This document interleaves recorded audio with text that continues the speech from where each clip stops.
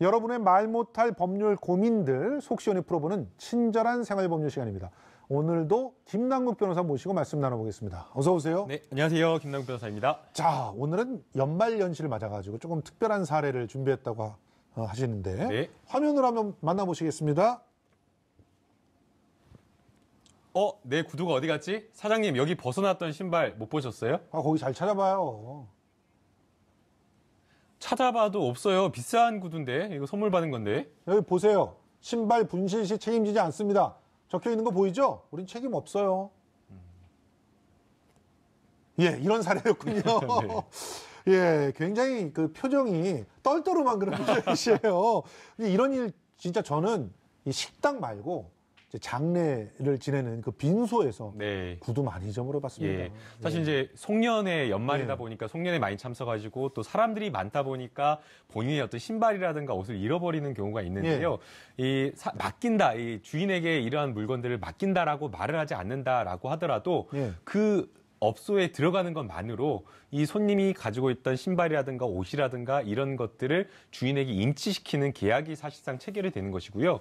이것에 대해서 손님은 의무로서, 상법에 따른 의무로서 이것을 잘 주의해서 보관할 의무가 있고, 이 보관을 잘 주의할 의무에 대한 그 책임을 보게 되면 불가항력이 없지 않는 이상은 이 책임을 면하지 못한다라고 그렇게 되어 있습니다. 그러면 저도 그럼 거기 빈소나 이런 데서 잃어버렸던 거 배상받을 수 있었던 거네요? 네, 맞습니다. 이제 사실 이제 흔히 우리가 오해하는 게 목욕탕 이렇게 사물함 열어보면 거기 사물함에 뭐 책임지지 않습니다 이렇게 써 있거나 아니면 식당 신발장 위에 책임지지 않으니까 알아서 잘 챙기세요 이런 말이 나와 있는데요. 이런 부분에 대한 분쟁이 끊임이 없어서 아예 상법을 개정을 할 때 면책과 관련된 부분을 고지했다고 하더라도 책임을 면할 수 없다라고 상법 152조 3항의 규정을 하고 있습니다. 아니 그런데 그 자물쇠가 있거나 비밀번호로 이렇게 뭐 보관하게끔 하는 데들 있잖아요. 이런 데는 아니 당신이 그거를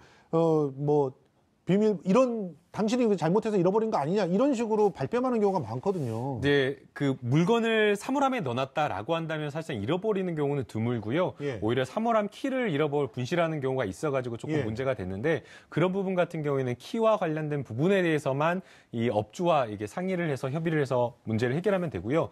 다만 이제 문제가 되는 것은 이렇게 자물쇠까지 해놨는데도 불구하고 누가 훔쳐갔다거나 분실을 했다 하는 경우에 이제 문제가 생기는데 이런 경우라고 하더라도 불가항력이라고 하는 이 상법에서 이야기하는 불가항력이라고 하는 것은 도둑 맞은 것들을 불가항력으로 이야기를 하고 있지 않기 때문에 이 부분에 대해서도 이 공중역객원 뭐 식당이라든가 이러한 어떤 장례식장을 운영하는 사람이 책임을 져야 됩니다. 왠지 굉장히 좀 기분이 좋아지는 그런 느낌이 좀 듭니다. 자, 그래도 일단 사전에 잃어버리지 않도록 조심을 해야 되겠죠. 자, 다음 사례 한번 보겠습니다. 노래엔 춤이 빠질 수 없지. 막내가 좀 분위기 좀 띄워봐. 부장님 왜 이러세요? 저 춤 같은 거 추고 싶지 않아요. 사실은 저는 이런 강연을 하지 않는데요.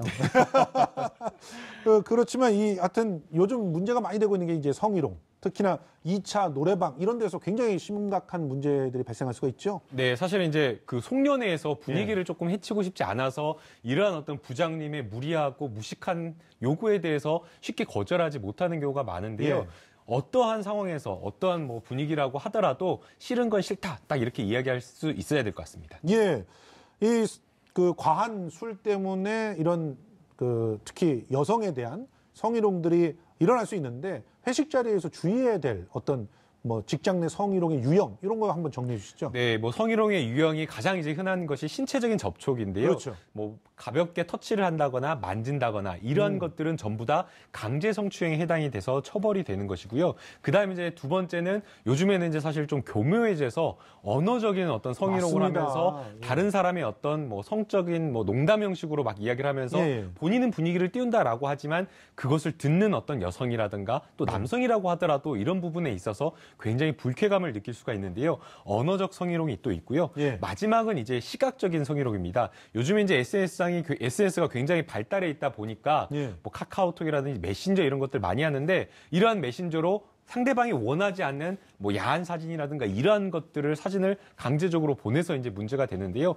이런 것들도 전부 다 형법, 정보통신망 보호법에 의해서 처벌되는 것들입니다. 술 때문에 참 벌어지는 일들이 많습니다. 근데 그중에서 가장 조심해야 될 게 제 생각에는 음주운전 아닌가 싶은데요. 네네. 근데 음주운전하고 나서 뻔뻔스럽게 이거 부는 거 거부하는 사람들이 요즘 많더라고요. 네, 얼마 전에 이제 이창명 씨가 사실은 이제 그렇죠. 사고를 내고 굉장히 강하게 이제 음주운전이 의심이 되는데 도망을 갔다가 다시 이제 나중에 자수를 해가지고 사실은 이제 항소심에서도 무죄 판결을 받았는데요. 예.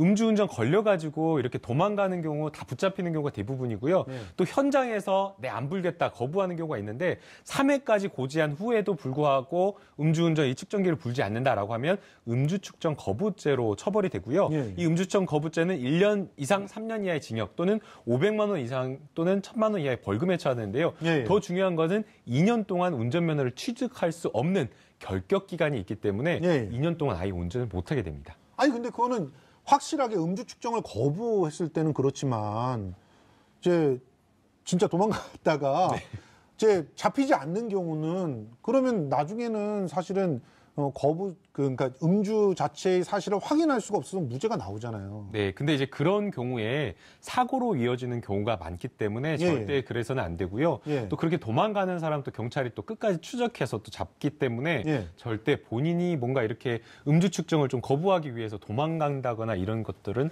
해서는 안 될 것 같습니다. 예, 그렇습니다. 연말연시에 주의해야 될 그 특별한 법률 상식들에 대해서 김남국 변호사 정리해 주셨습니다. 오늘도 고생 많으셨습니다. 네, 감사합니다.